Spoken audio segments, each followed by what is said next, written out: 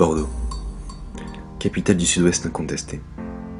Cette belle ville, dynamique et vivante, a subi au cours des dernières années une rénovation urbaine importante. Cela n'a pas échappé aux skateurs bordelais.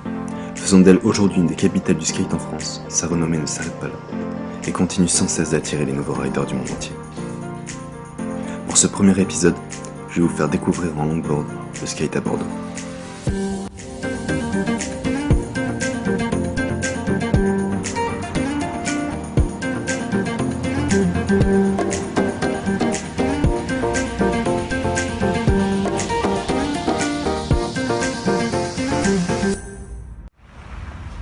Tout commence ici, place Péberlan. Cette grande place située au cœur de Bordeaux offre aux skaters des éléments incroyables pour les amateurs de freeride. Curbs, manipad, mais aussi escalier. Cette place a longtemps été l'une des plus convoitées par les skaters.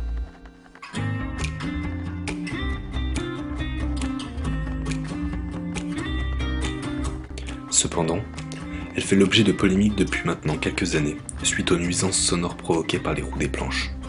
Et bien qu'il n'y ait qu'un seul panneau pour le signaler, il n'est pas rare de se faire réprimander par la police suite aux arrêtés municipaux déposés contre les skaters.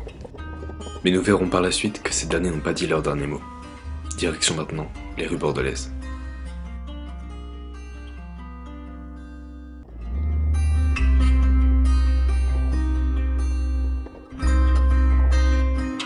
Ces ruelles situées dans le vieux Bordeaux offrent de bonnes descentes et pointes de vitesse pour les longboarders.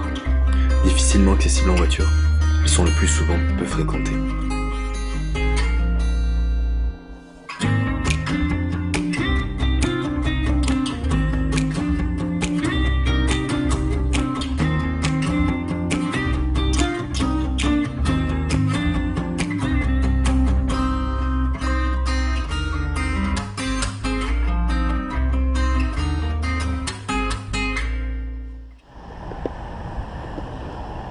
Nous voici maintenant sur les quais bordelais, endroit stratégique du skate à Bordeaux. Son sol lisse dans un cadre idyllique face à la Garonne offre aux riders 4 km de freeride.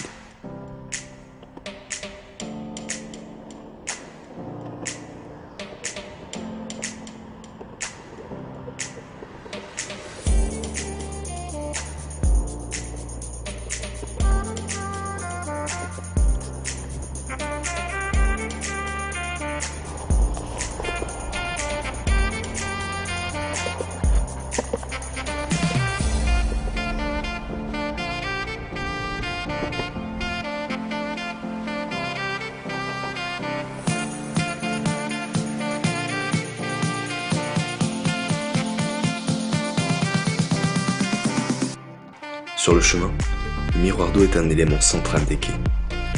En plus d'être un des plus beaux endroits de Bordeaux, il offre la possibilité d'effectuer quelques tricks par le biais de sa marche. Je continue ma route vers l'un des plus grands skateparks en plein air de France.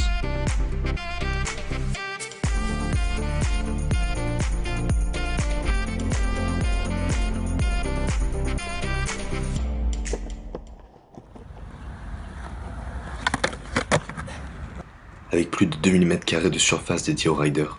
Ici, roller, skateboard et BMX peuvent rider en toute tranquillité sur les berges de la Garonne.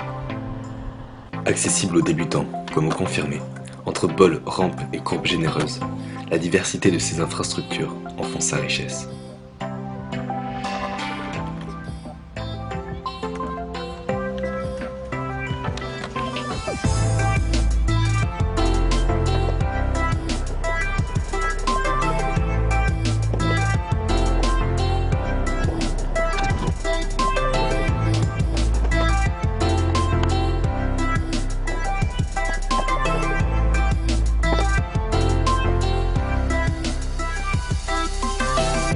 C'est avec ces quelques tricks, partagés avec un skater local, que je me dirige maintenant vers ma destination finale, Darwin.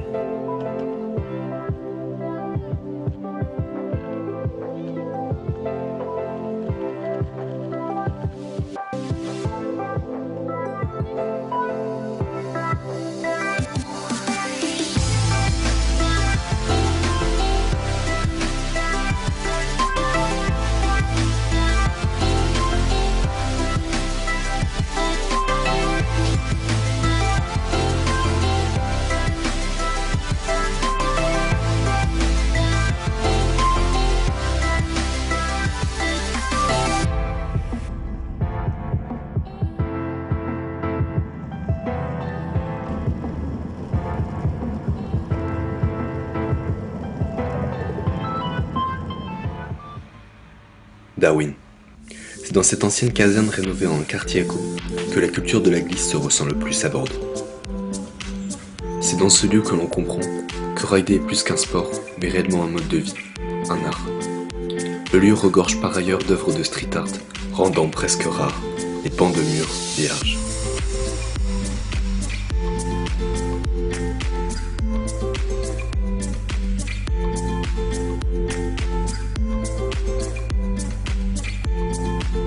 Ce quartier abrite plusieurs infrastructures propices au sport de glisse. Tout d'abord, en extérieur, Darwin possède un grand skatepark, accessible au skate, roller et BMX, ainsi qu'un petit bowl extérieur.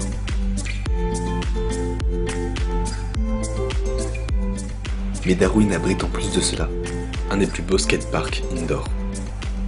Entièrement conçu à partir de matériaux de récupération, ces infrastructures variées procurent le plein de sensations rider. Nous avions interrogé il y a quelques mois de cela Sébastien Dorel, un des responsables du skatepark, au sujet de l'arrêt municipal interdisant le skate en ville. Mais sur certains lieux, comme Chapeau Rouge, je veux bien comprendre, ça gêne certaines personnes, et puis les endroits où il faut qu'ils interdisent, uniquement sur certains lieux, pour les nuisances sonores. Est-ce que c'est favorable de mettre des gens en ville? Pas forcément, puisque la ville c'est aussi un terrain de jeu, un déplacement, où les gens ont le droit de faire du tout. Il a par ailleurs émis quelques propositions pour remédier à ces nuisances. Il faut trouver des solutions, peut-être les roues molles, les roues dures. Et sinon, il y a des horaires aussi. On peut faire sur des horaires. Possibilité de faire du skate de telle heure à telle heure.